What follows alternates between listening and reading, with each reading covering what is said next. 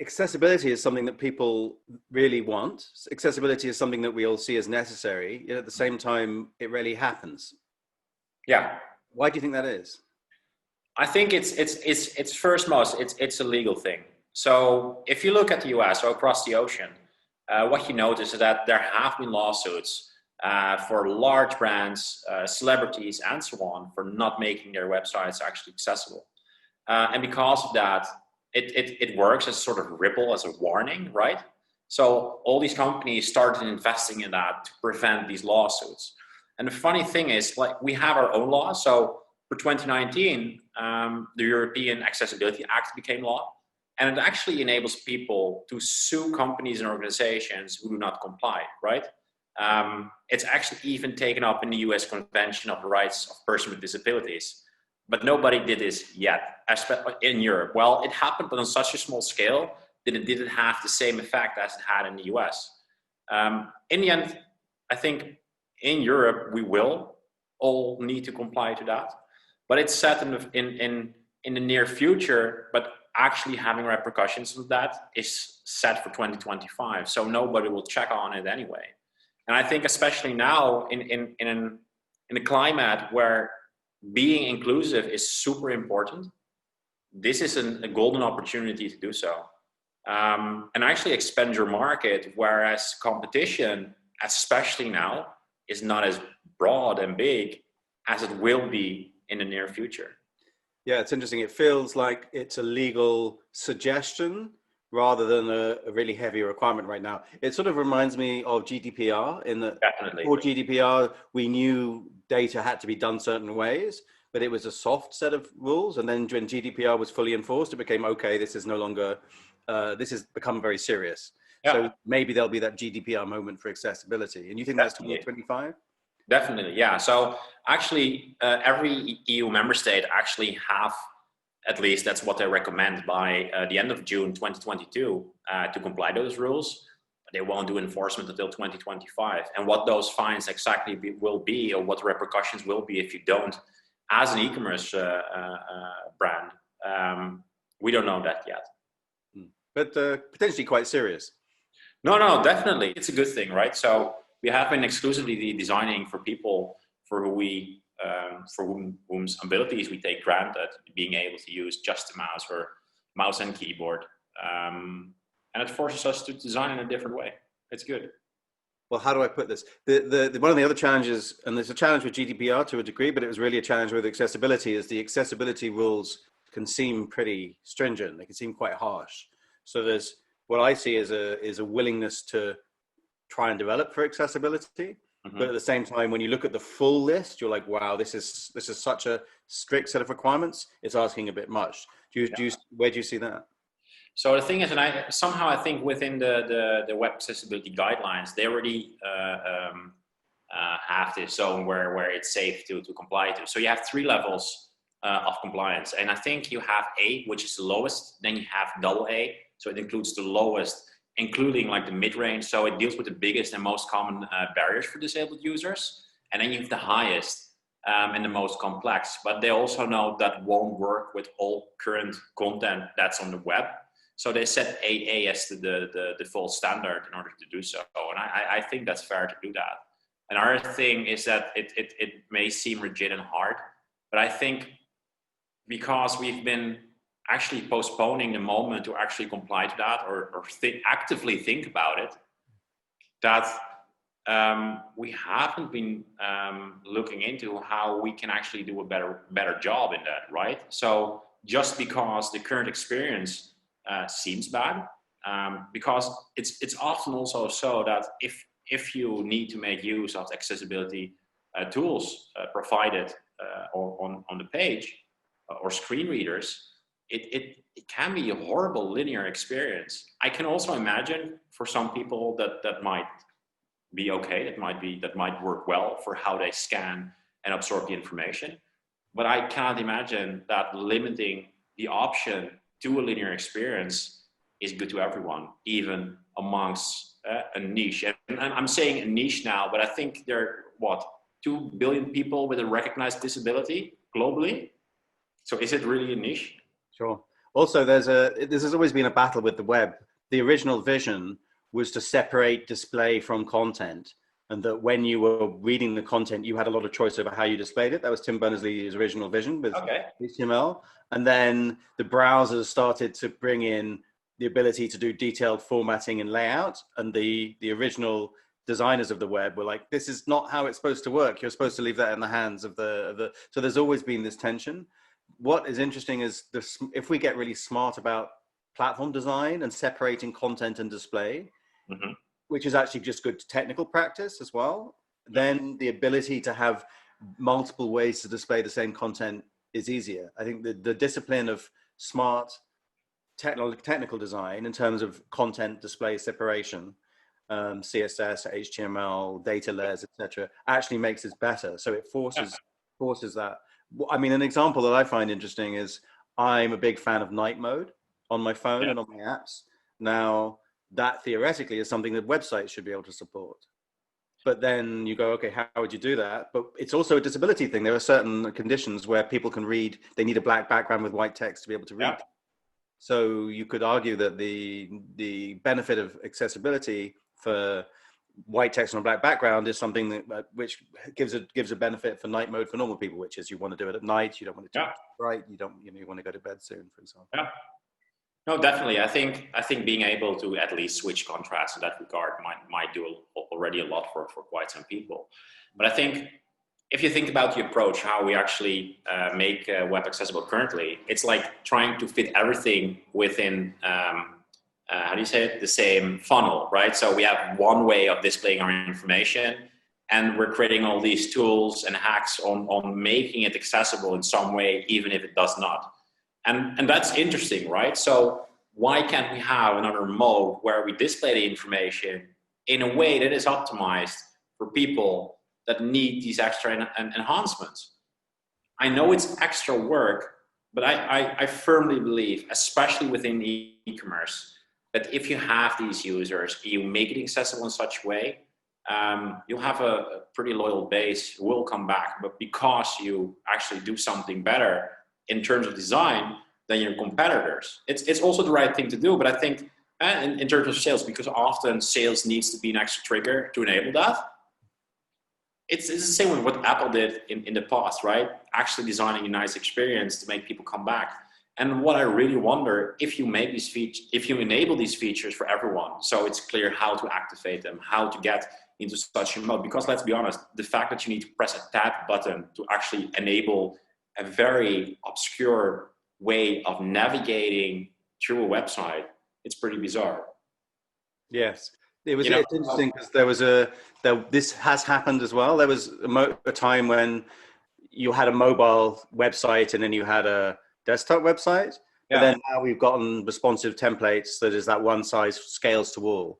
But at some point, that's one way of doing it. But another way is to say, okay, you have different templates for different types of end user, and you can display the content in different ways with different types of navigation. For example, I mean, if you think of things like accessing content via your watch, or increasingly voice-based activation, or apparently Apple is coming out with a Google Glass copy at some point. So, or just Internet of Things in general, and trying to get microservices and little bits of data from places.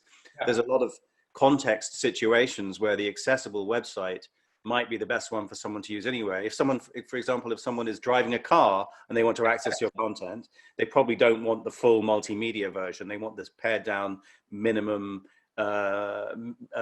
efficient interface with maximum contrast and usability, because they're also driving a car.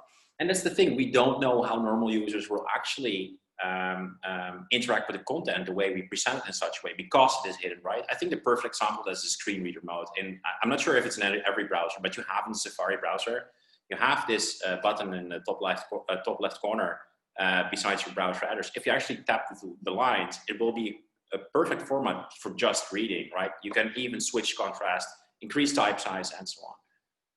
Because it's there, people will use it. But if we hide it as an accessibility feature, we don't even know if it actually might benefit the content or the story you're trying to tell in general. I think it does. I just, on that, even just websites that disable being able to make the text larger in a simple way drive me crazy, because sometimes you just want the text larger. Yeah. So, okay. So there's good reasons in terms of just serving more customers. There's going to be legal reasons, and there's also good technical reasons, and there's certainly good new context reasons to do it. So assuming someone was going to, what's a pragmatic way of someone taking this on then, rather than doing what a lot of people do now, which is pay lip service and sort of push it under the carpet and worry about it for a future release? I think it starts with looking first and understanding your users. I think it always starts with that, right? So do we have within our target audience people that have a disability? I think it's really hard to say no, but seek out these people and understand what their needs are and how they use your product. I think that's one, because we often have an idea. We create personas, and they cover like a huge archetype of people, which are millions and millions of people. But I think it's very good to understand these users and get a sample of how big that audience might be. I think on the other hand is looking at your current platform. What are the easy wins we can actually do to make it easier, make it better? And it can be as easy, and make it sound easy. I mean, it's a lot of work, but improving contrast ratios. You often have like pages and websites where you have such barely visible shades of a color, while it should like distinct certain aspects or components on a page, and people don't see it. Same way with text, bringing text to the background with a very light gray color that might not be seen by a lot of users. Making sure that the typography is big enough on your page so people can actually read it. Also, people have a hard time looking at it. And this is not just people with disability. These are already elderly people, and let's be honest, we have a lot of them worldwide. So I think having those small steps ready might help. And I think going next level, I'm calling it next level. It's not entirely true. Actually, making sure that your website is actually accessible through keyboard, not just the mouse only. I think doing that will provide a lot of people already quite some options to navigate through your page and do better. But yeah, I think again, that's actually a feature that can be useful for people without disabilities sometimes as well. Oh yeah, definitely. I actually, one of her bigger clients where we worked for, where we actually made everything accessible. It was funny that within the team, a lot of developers actually navigated through these pages with their keyboard only. And that's super interesting, right? So it's not just one target audience who does this. There are more people who create a habit of going through content. Yeah, especially if it's a site that you come back to very frequently, then you're looking to learn it and you learn paths through it. Often a set of keyboard shortcuts is a much more efficient way than using a mouse and keyboard. Definitely. So that for situations like e-learning or whatever, or situations where people are having to come on a daily basis to your website. Yeah. Assuming that someone's made some first steps and we're starting to maybe, make sure that you can adjust contrast, you can adjust type size, you can navigate via a keyboard, you can, things like that. Where do you think this will be going over the next couple of years? What's the sort of smart future forward way of thinking about this, rather than being reactive? So I think it starts with asking the right questions as designers, right? So why are we doing the things the way they currently are? How actually was this started, and is this actually the best way? I think experimentation in that regard is something that's really interesting. And if you look, I think at certain industries, I think they're doing quite interesting stuff. So we have been approaching this mostly from a software level, right? But I think if you look at the game industry, and I think Microsoft did a perfect job of actually creating a controller for people with a disability, which was regarded very, very highly by a lot of people. Another thing also within the game industry is, for example, a Sony studio that developed The Last of Us 2, Naughty Dog is the studio's name. And they actually made the entire game accessible. You have so many options to enable the game for anyone. And I believe that they are the front runners of actually doing this. So how do we apply this to web? If you can do it for something that is very complex, such as 3D, I'm 100% sure we should be able to do this for a 2D experience. Sure. In a strength, the interesting thing about gaming there is because they're often the most innovative when it comes to user interface design, because they're not tied to convention in the way we are when we build websites. Yeah. And users are generally willing to learn an interface for a game. And also you can usually build a tutorial into the beginning of the game to make learning the interface fun. I think the same thing's true of apps to a certain degree. You start to see some apps are very much like scroll button, web sign, but some apps also use very different ways of navigating it as well. Yeah. And that makes it super interesting. And that's why I hope we find a way to create new technology, either be it hardware or software, where we can actually make products more accessible for anyone. Rethinking that experience, actively testing that experience. And I know it's not easy to reach out and find it, but if we're able to shoot 64 satellites a time across the globe, I'm sure we can find these people and actually make their lives better as well. Yeah, the position I always take on this is I always looked at the design of websites and think in 10 years we're going to look back at this and realize we were doing it all wrong. And there's only really been one moment in my career when that really came true, which was when the iPhone came out. And up until then, everyone thought websites had to be designed a certain way, and they had top nav and they had left nav, and they usually had 3 levels of navigation, and it was clunky, and all websites looked exactly the same and it all worked that way.